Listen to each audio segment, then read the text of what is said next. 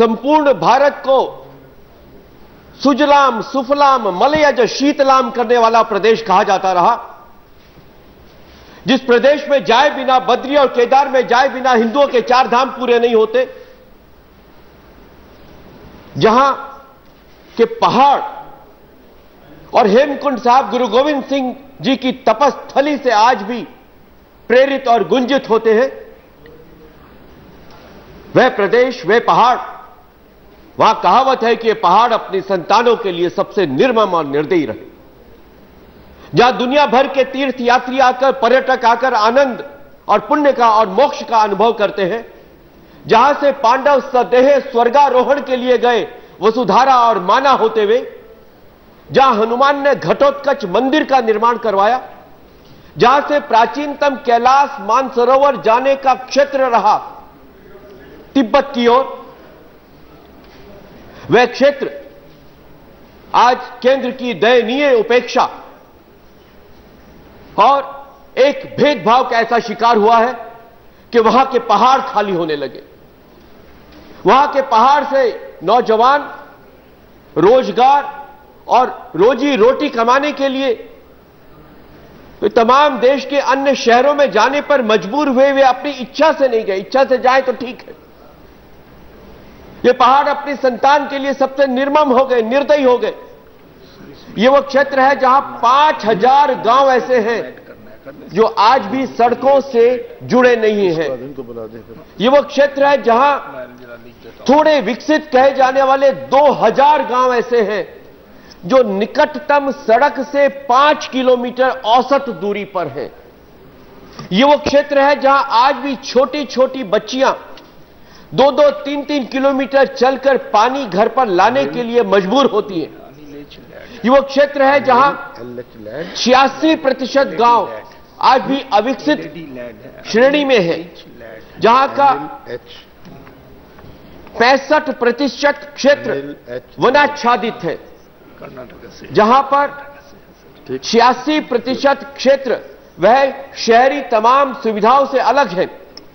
महोदय, यह तो वो इलाका है कि जो दुनिया को पुण्य और मोक्ष भले ही देने के लिए जाना जाता हो, लेकिन उसे 2 वक्त की रोटी बोलना चाहेंगे आप और बिजली लेने के लिए भी बरसों इंतजार करना पड़ता है। 1919 में सर्वे हुआ था कर्णप्रयाग तक रेल ले जाने का। 1919 में 1.5 साल पहले उस योजना का शिलान्यास किया गया, और जब शिलान्यास किया गया महोदय, तो यह अपेक्षा की जाती है कि उत्तराखंड की जनता के लिए है। यह देश और प्रदेश की सरकार दोनों उत्तराखंड की जनता के विकास के लिए कर रही है, लेकिन उस कर्णप्रयाग वाली रेल का जब उद्घाटन किया गया, शिलान्यास किया गया कार्य का, तो उसमें प्रदेश के विराजमान मुख्यमंत्री को उपस्थित होने के लिए एक न्योता तक नहीं दिया गया। यह विशाल हृदयता है हमारे केंद्र सरकार की, यह उदारता और यह दृष्टि है कि आप जिस प्रदेश में, जिस प्रदेश की जनता के लिए एक अच्छा कार्य करने जा रहे हैं, आपको वाहवाही ही मिलनी थी। उस प्रदेश की जनता द्वारा जो मुख्यमंत्री वहां पर चुना गया, उस मुख्यमंत्री को आपने शिलान्यास के कार्यक्रम में सम्मिलित होने के लिए एक चिट्ठी लिखकर उपस्थित होने के लिए भी नहीं कहा। महोदय, क्या देश इस प्रकार से चलेगा? क्या देश इस प्रकार से वैचारिक अस्पृश्यता के आधार पर चलाया जाएगा? हम लोग तो सब भारतवासी हैं। आज आपकी सरकार, पार्टी की सरकार है उत्तराखंड में, लेकिन हम आप ही की केंद्र सरकार से कहते हैं कि कृपया उत्तराखंड को अधिक से अधिक आप अनुदान दीजिए, उसको अधिक आप स्पेशल पैकेज दीजिए, उसको आप स्पेशल कैटेगरी में 90 और 10 के अनुपात में अनुदान दीजिए, क्योंकि हम नहीं समझते कि पार्टी का रंग या पार्टी का महत्व देश की जनता या उत्तराखंड की जनता से बड़ा हो सकता है। जनता सर्वोपरि है, जनता शिरोमणि है। उसका विकास करने के लिए किसी भी रंग की पार्टी आए, हम उसके साथ सहयोग करने के लिए 2 कदम नहीं 10 कदम आगे बढ़ने के लिए तैयार रहते हैं। हम चाहते हैं कि आप ये दिया जाए। हम अभी नंदा राजजात यात्रा की तैयारी के सिलसिले में मैं 1500 किलोमीटर उत्तराखंड की यात्रा करके आया और अवसन्न रह गया, स्तब्ध रह गया कि 6 दशकों की स्वतंत्रता के बाद भी पहाड़ को यह सजा दी गई कि तुम शांति प्रिय हो,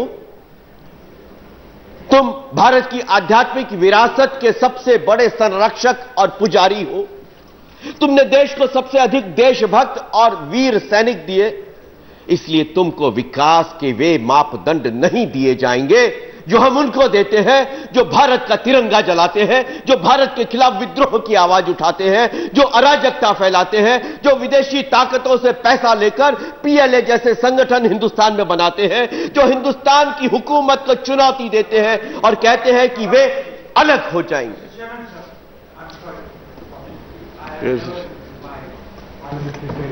Interrupted a member, but I think in your anxiety to plead the case that you want to plead do not make sweeping generalization about the states to whom you are referring.